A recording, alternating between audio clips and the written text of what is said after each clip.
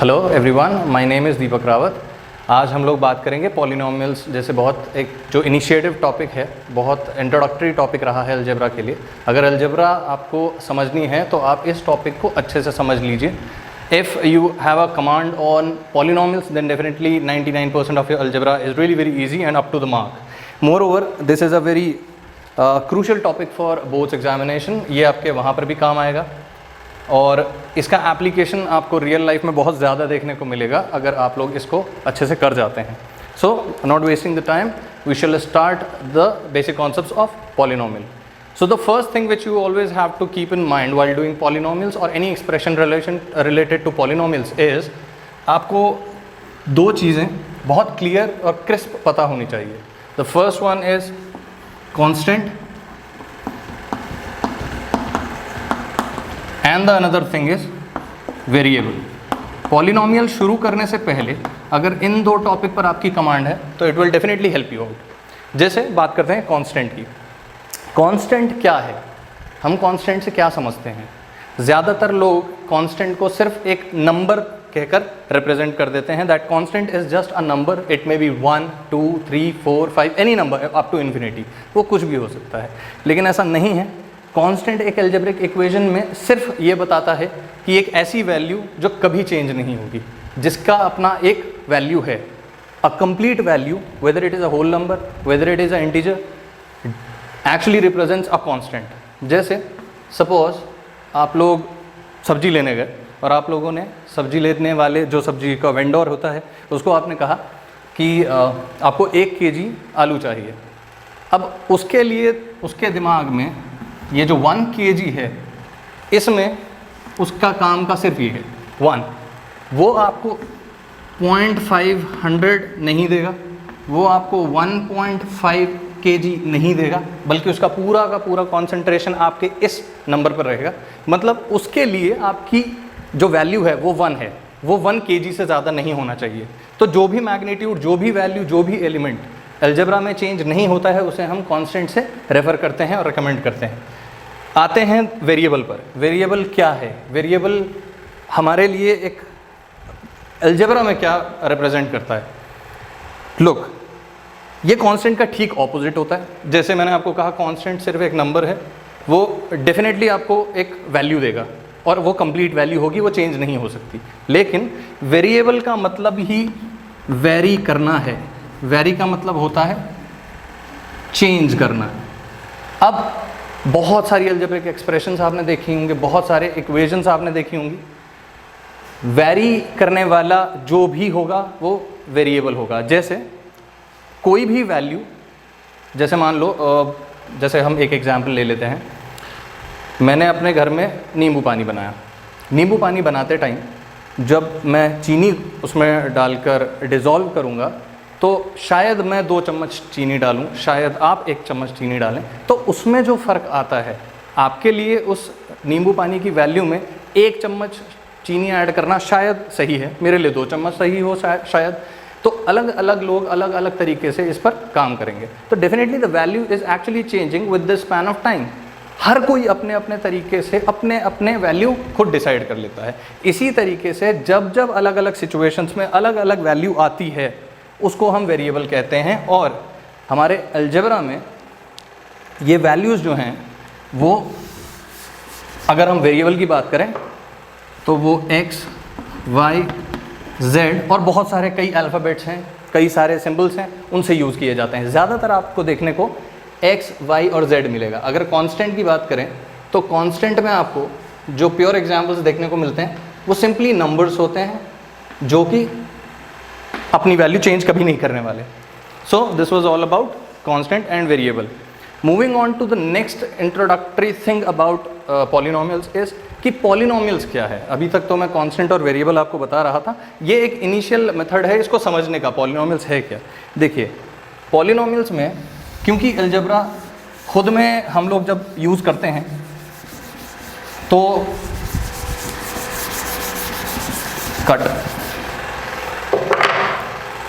देखिए, पॉलिनोमियल्स में हमें 2 टर्म समझने को मिलती है. Start 1, 2, 3 now. नाउ आपको पॉलिनोमियल्स यहाँ पर दो अलग अलग टर्मिनोलॉजीज से मिलकर समझनी पड़ेगी। पॉली का मतलब सिंपल सा एक टर्म है मेनी, नॉमियल्स का मतलब होता है टर्म्स। अब गौर करने वाली बात यह है, ये मेनी टर्म्स बता रहा है, मतलब कई सारी टर्म्स को जब हम मिला के लिखते हैं तो वो पॉलिनोमियल है। एक रिटन स्टेटमेंट अलजेब्रा में जब कांस्टेंट और वेरिएबल को हम मिला देते हैं तो वो एक एक्सप्रेशन बनता है, एक इक्वेशन जैसा दिखता है। इससे पहले मैंने ठीक आपको बताया कांस्टेंट और वेरिएबल के बारे में, जो कि आपको हेल्प करेगा इसको समझने में।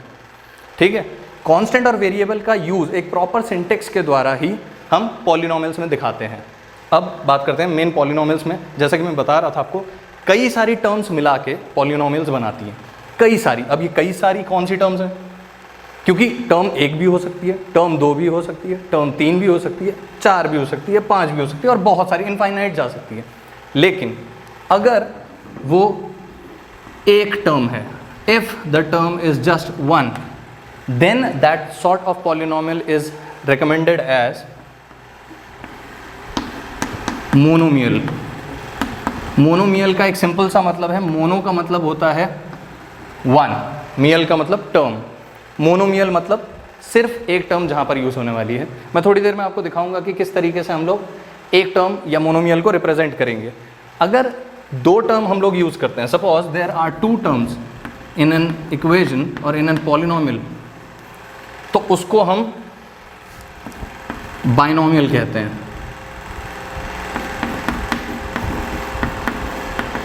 ठीक है, अगर 3 टर्म्स हों तो ऑब्वियसली उसको ट्राइनोमियल कहा जाएगा। जैसा कि आप लोग जानते हैं 3 को हम लोग क्या कहते हैं? 3 terms will definitely give you trinomial. और इससे ऊपर अगर बात करें 4 टर्म्स 5 टर्म्स, उस आगे भी होता है, ऐसा नहीं है कि यहाँ पर आगे ख़त्म हो जाएगा। ज़्यादातर आपके सिलेबस में आपको मोनोमियल, बाइनोमियल और ट्राइनोमियल देखने को मिलता है, लेकिन उससे ऊपर वाले को हम बाद में पढ़ेंगे। वो डेफिनेटली हम लोग कवर करेंगे। इस पर्टिकुलर कंटेक्स्ट में हम लोग अभी इसी पर फोकस करते हैं क्योंकि ये बेसिक स्टार्ट है, हम बहुत ज़्यादा आगे नहीं जाएंगे। ओके, सो हम लोग मोनोमियल, बाइनोमियल और ट्राइनोमियल के बारे में बेसिक जानकारी जान चुके हैं। So what important is about monomial, binomial, trinomial, how to write it in an algebraic equation. हम जब मोनोमियल की बात करते हैं तो सिर्फ एक टर्म, बट उस एक टर्म में क्या क्या हो सकता है उसके बारे में डिस्कस कर लेते हैं। जैसे अगर मैं मोनोमियल की बात करूं तो दिस इज जस्ट 1, एक ही चीज़ मेरे पास है, ये मोनोमियल है। ठीक है, कभी भी कंफ्यूज मत होना that if there is any constant written, only constant written, तो आप ऐसा मत सोचिएगा कि वो मोनोमियल नहीं हो सकता because there is only 1 constant, there is no such variable to be represented in this equation. ऐसा नहीं है। अगर मोनोमियल में आपके पास सिर्फ एक कांस्टेंट नंबर भी है तो yes it is a monomial. ये एक तरीके का पॉलिनोमियल है। दूसरा एग्जाम्पल लेते हैं 4x। Now this is a term, कई लोग इसको कहते हैं ये अलग टर्म है, ये अलग टर्म है। अगर ध्यान से गौर से देखा जाए तो आप लोग ये समझ सकते होंगे कि ये दोनों एक प्रोडक्ट बना रहे हैं। जैसे 2 × 3 इज इक्वल टू 6, ये एक प्रोडक्ट है। इसी तरीके से अलजेब्रा में कुछ भी वैल्यू x अपनी देगा तभी जाकर वो उसका प्रोडक्ट हम कर पाएंगे। तो 4 × x ही हमें क्या देगा? एक प्रोडक्ट देगा, एक पर्टिकुलर टर्म देगा। तो उस टर्म को समझने के लिए हमें ये समझना होगा कि ये एक प्रोडक्ट है, ये एक मोनोमियल है। ऐसा नहीं है कि ये 4 एक अलग टर्म है और x एक अलग टर्म है। इसी तरीके से अगर मैं इसमें थोड़ा सा चेंज कर दूं और 4x² लिख दूं या एक्सपोनेंट में कुछ भी लिख दूं तो आप इसको भी एक ही टर्म कंसिडर करेंगे।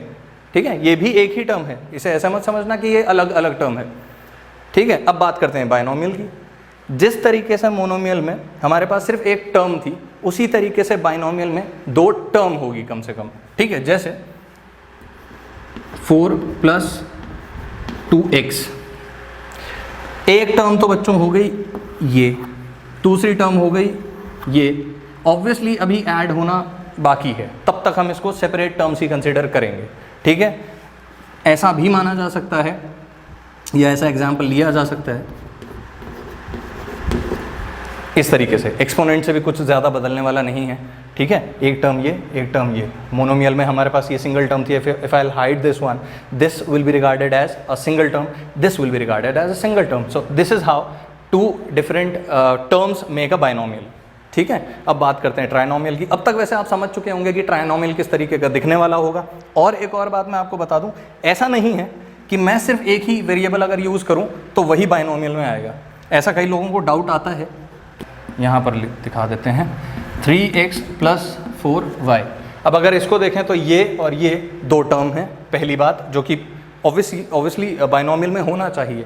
इसके अलावा आप देख सकेंगे कि मैंने दो अलग अलग वेरिएबल यूज़ किए हैं, जो कि हमें बताता है कि डेफिनेटली अलग अलग टर्म होंगी, पर इसको बिल्कुल भी ऐसे कंफ्यूज मत करना कि बाइनोमियल में सिर्फ एक ही वेरिएबल आएगा। बाइनोमियल में हमारा मेन मोटिव होता है दो टर्म आनी चाहिए, वो दो टर्म कुछ भी हो सकती है, ठीक है। ट्राइनोमियल में हमारे पास कितनी टर्म्स आएंगी? 3। ये बड़ा ऑब्वियस है, because trinomial is the one which is going to represent a polynomial which is having 3 terms, ठीक है। अब वो 3 टर्म्स को समझने के लिए देखिए मैं एक एग्जांपल लिख देता हूँ। ये 3 टर्म्स मैंने आपके सामने लिखी, 1 2 3। This is considered as 1, 2nd and the 3rd term. So this is how trinomial looks like. Okay, so these all are the basic concepts of, or the basic categories of polynomial which are categorized on the basis of how many terms they have. आपको ये हमेशा समझना होगा कि categorisation बहुत तरीके से किया जा सकता है। एक कैटेगराइजेशन जो अब हम सीखने वाले हैं वो दूसरे तरीके का होगा। ये वाला जो कैटेगराइजेशन मैंने किया है मोनोमियल, बाइनोमियल, ट्राइनोमियल का, ये किसके बेसिस पे था? कितनी टर्म्स उस पॉलिनोमियल में है, ये उसके बेसिस पे था, ठीक है। तो उम्मीद करता हूँ कि ये आप समझ गए होंगे। अगर ये आपको समझ में आ गया तो हम दूसरे टॉपिक पर बढ़ते हैं, जो कि हमारा आज दूसरा कैटेगराइजेशन मेथड होगा कि हम पॉलिनोमियल्स को और किस कैटेगरी में डिवाइड कर सकते हैं, क्या उसके बेसिक कॉन्सेप्ट्स होंगे। तो जो दूसरा हमारा बेसिक कैटेगराइजेशन है वो डिपेंड करता है डिग्री पे। डिग्री बहुत ही इंटरेस्टिंग चीज़ है, बहुत इंपॉर्टेंट चीज़ है। अलजेब्रा में अगर आपको डिग्री पता है तो आपको लगभग सब कुछ पता है, ठीक है। चलिए अब डिग्री स्टार्ट करते हैं। ओके, सो अभी तक हमने पॉलिनोमियल्स का जो बेसिक कैटेगराइजेशन देखा था वो देखा था कि कितनी टर्म्स किसी पॉलिनोमियल में होती है। अब जो कैटेगराइजेशन हम लोग देखने वाले हैं वो ये देखने वाले हैं कि डिग्री के हिसाब से हम किस किस तरीके से पॉलिनोमियल को कैटेगराइज कर सकते हैं। The first basic categorisation based on degree is linear polynomial. अब लीनियर पॉलिनोमियल जैसा कि मैंने बताया डिग्री के बेसिस पे इसको कैटेगराइज किया जा रहा है, लेकिन उससे पहले मैं आपको बता दूं किसी भी डिग्री को कैसे पढ़ते हैं, ठीक है। देखिए अगर आपके सामने एक सिंपल सी इक्वेशन लिखी जाए, ये मैंने एक सिंपल सा इक्वेशन लिखा है आपके सामने, एक एक्सप्रेशन जिसमें एक कांस्टेंट और वेरिएबल का प्रोडक्ट है और ये दूसरा एक सिंगुलर टर्म है विच इज़ 2, ठीक है। अब हमें क्या करना है, इसमें इसको समझना है कि ये लीनियर ही क्यों है, इसको लीनियर कैटेगराइजेशन में क्यों डाला गया, या इसकी कैटेगराइजेशन में लीनियर शब्द कहाँ से आया। देखिए जब भी कभी अगर किसी पॉलिनोमियल में या किसी एक्सप्रेशन में एक्सपोनेंट की वैल्यू, किसी भी वेरिएबल की एक्सपोनेंट की वैल्यू 1 होती है तो उसको हम कैटेगराइज करते हैं लीनियर इक्वेशन में, ओके। अगर हमारे पास, जैसा कि आप देख पा रहे होंगे, इसमें हमारे पास ये एक वेरिएबल है, इसकी हाईएस्ट पावर यहाँ पर जो है वो 1 है, तो हम इसको रेकमेंड करेंगे कि ये एक डिग्री बता रहा है।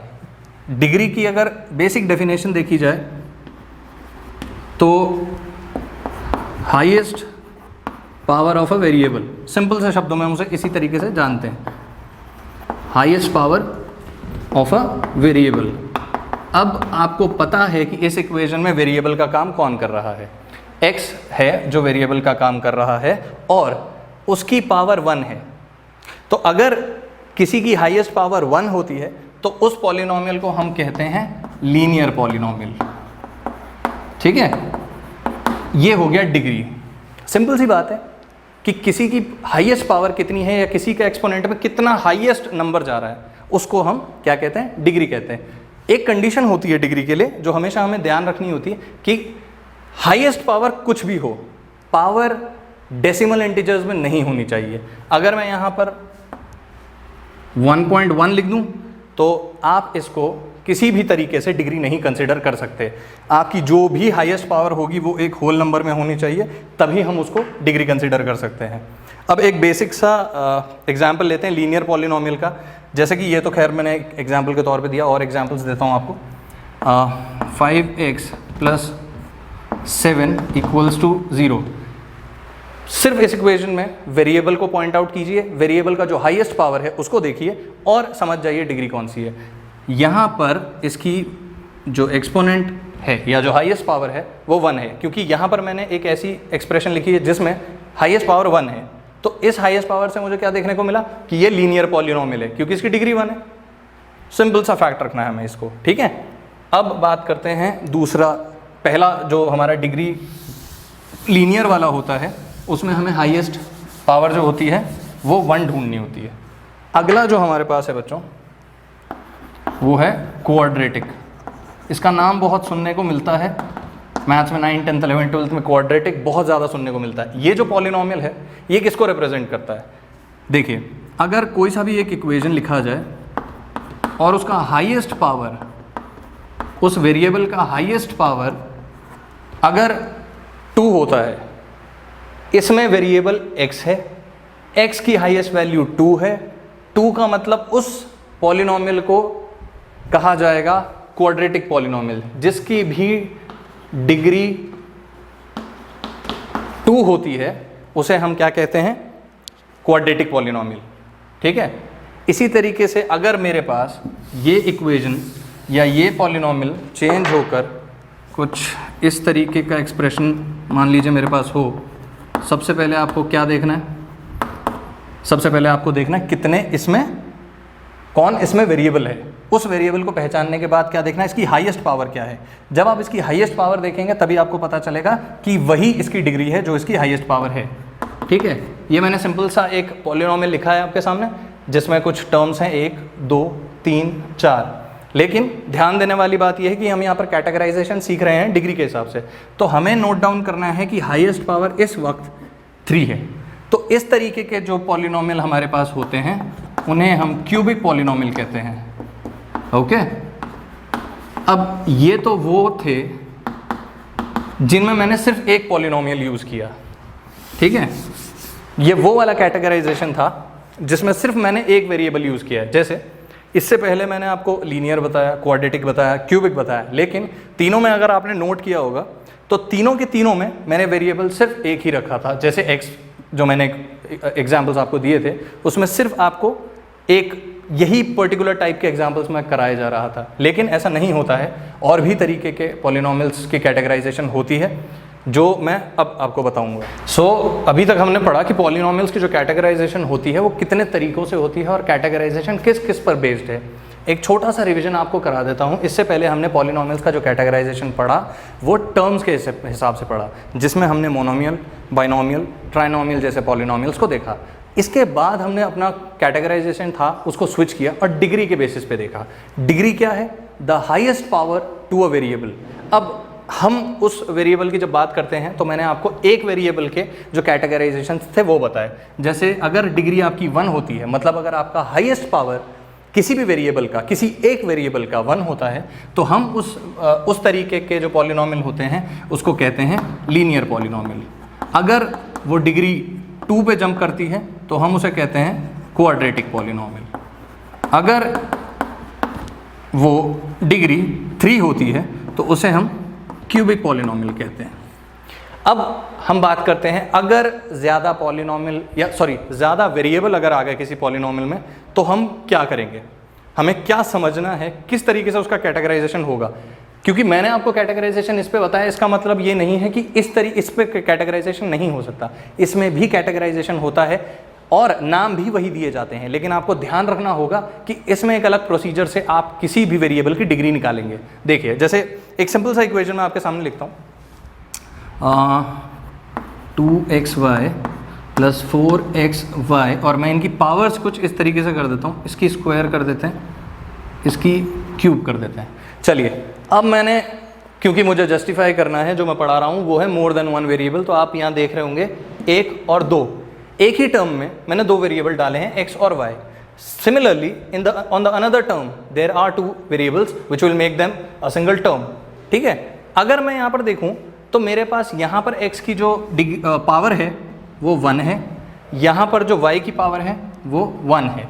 अगर मुझे इसकी डिग्री काउंट करनी है, इस पर्टिकुलर टर्म की डिग्री अलग काउंट की जाती है, इस पर्टिकुलर डिग्री की, इस पर्टिकुलर वेरिएबल सॉरी इस पर्टिकुलर टर्म की अलग काउंट की जाएगी। अब काउंट कैसे करनी है? आपको कुछ नहीं करना है, जो भी वेरिएबल के पावर्स हैं एक टर्म में उनको ऐड कर दीजिए। जैसे यहाँ पर मेरे पास x का जो वेरिएबल है वो है 1, सॉरी x की जो पावर है वो है 1 और y की जो पावर है वो है 2। So together they are making 3। इसका मतलब इस पर्टिकुलर टर्म की डिग्री क्या है? 3। ठीक है, इसी तरीके से इस पर्टिकुलर टर्म की डिग्री भी सिमिलर प्रोसीजर से निकाल सकते हैं। जैसे यहाँ पर x की जो पावर है वो है 3 और y की जो पावर है वो है 1।